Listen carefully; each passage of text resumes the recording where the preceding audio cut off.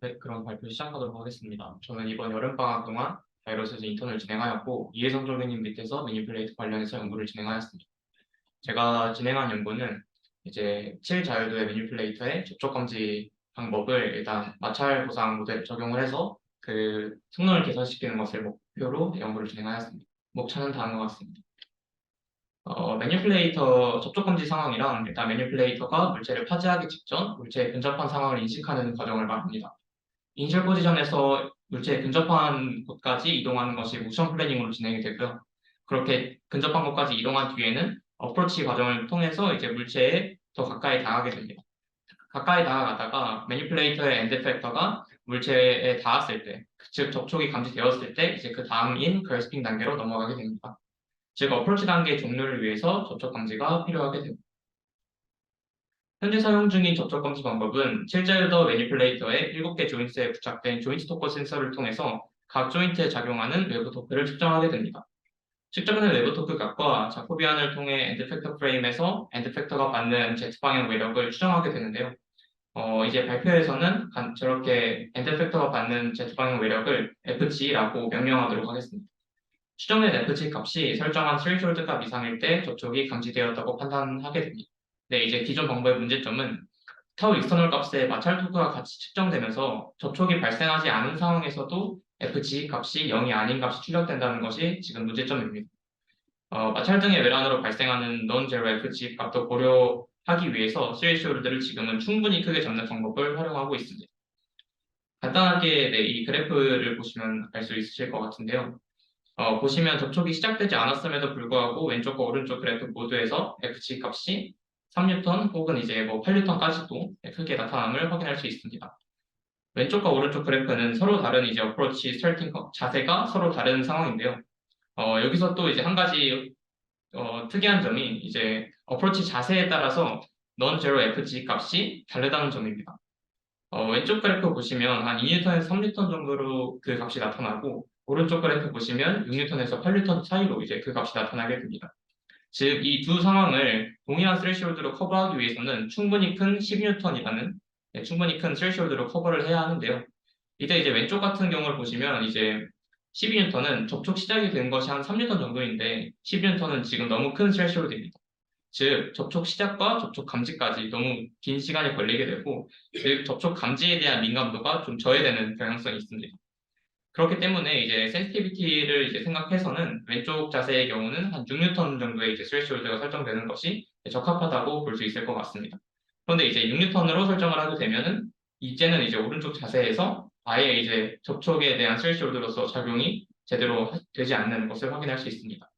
그렇기 때문에 어느 정도 일정 수준의 센시티비티를 유지하면서 이제 그, 스레시홀드를 설정해주기 위해서는 자세마다 서로 다른 스레시홀드를 적용해줘야 된다는 문제가 생깁니다. 그러나 이는 실질적으로 모든 자세에 대해서 서로 다른 스레시홀드 설정하는 것은 거의 어렵기 때문에 이 값을 이제 non-zero FG 값 자체를 이제 마찰 보상을 통해서 제로로 맞춰주는 그래서 이제 제로 센터링을 통해서 이를 해결할 수 있다라고 생각을 하였습니다. 즉, 정리하자면 접촉이 없을 때 FG를 제로 센터링할 수 있는 적절한 마찰 보상 모델을 탐색하고 접촉 감지 방법에 적용하는 것이 목표이고요. 어프로치 컨피규레이션에 따라서 바이어싱해야 하는 값이 크게 달라지기에 매니플레이터의 컨피규레이션을 대표할 수 있는 그래비테이셔널 토크항을 포함한 마찰 보상 모델을 제안하고자 합니다. 결론적으로 접촉 감지 방법의 센시티비티와 로버스네스의 향상이 목적입니다. 그래서 간단한 마찰 보상 모델에 대한 성능 연구인데요. 첫 번째 성능 연구는 QDAP, 즉 조인트 모터 가해 각속도가 작은 경우와 큰 경우로 나눠서 마찰 모델을 수립하고 있습니다. 작은 경우는 이제 할모닉 드라이브 토크 방향을 고려한 적정 마찰항을 이용해서 구성하고 있고요. 큰 경우는 널리 알려진 쿨록 마찰과 점성 마찰로 구성된 동적 마찰 모델을 적용하고 있습니다. 이 성능 연구의 한계점은 중력과 무관한 롤 조인트에 대해서는 잘 맞지만 중력 토크의 영향을 크게 받는 피치 조인트에 대해서는 잘 맞지 않는 경향성을 보이는 것이 한계점입니다. 수능연구2는 이러한 중력 텀을 고려해서 이제 모터에 부하되고 있는 그래비테이션 토크 값에 따라서 모터 마찰 값이 달라지는 것을 관찰하고 이 값을 이용한 마찰 보상 모델을 수립했는데요. 수능연구2의 실험 과정을 보면 나머지 6개의 조인트는 0도로 구성시키고 그래비테이션 토크 값을 가장 크게 영향받는 이번 조인트만을 마이너스 90도에서 90도까지 변화시키는 하나의 한정된 모션에 대해서만 학습시키고 이제 시험 모션 또한 동일한 모션에 대해서 진행하고 있습니다. 그렇기 때문에 수행 연구처에서 나타날 수 있는 한계점은 트레인 모션과 테스트 모션이 동일하며 다양성이 떨어지기 때문에 오버피팅의 가능성이 존재하고 이번에는 이제 정적 마찰 항이 포함되지 않았다는 점이 이제 한계점으로 될 수 있습니다. 그래서 제가 진행할 부분은 선행 연구 1과 2를 이제 결합하고 일반화된 실험 방법으로 수립된 마찰 부상 모델을 통해서 선행 연구의 한계점을 개선하고 이를 접촉 감지에 적용해서 성능 개선이 일어났는지를 확인하고자 합니다.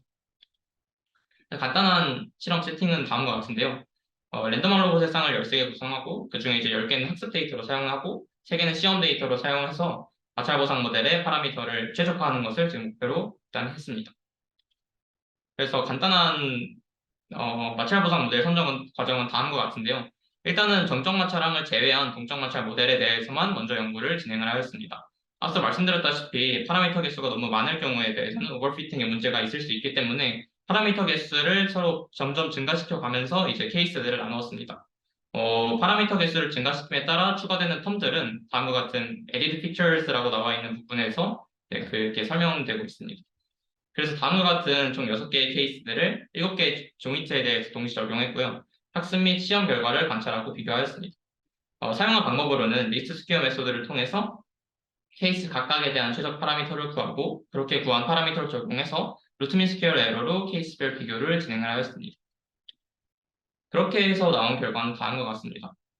보시면 좀 숫자가 작아서 잘 안 보실 수 있는데 그 파라미터 개수가 5개, 6개, 8개일 때가 그 루트민 스퀘어 에러 값이 작음을 확인할 수 있습니다. 계속되는 분석을 위해서 일단 가장 간단한 케이스 3, 즉 파라미터 개수가 5개인 경우를 최적 마찰 모상 모델로 선정하였고요.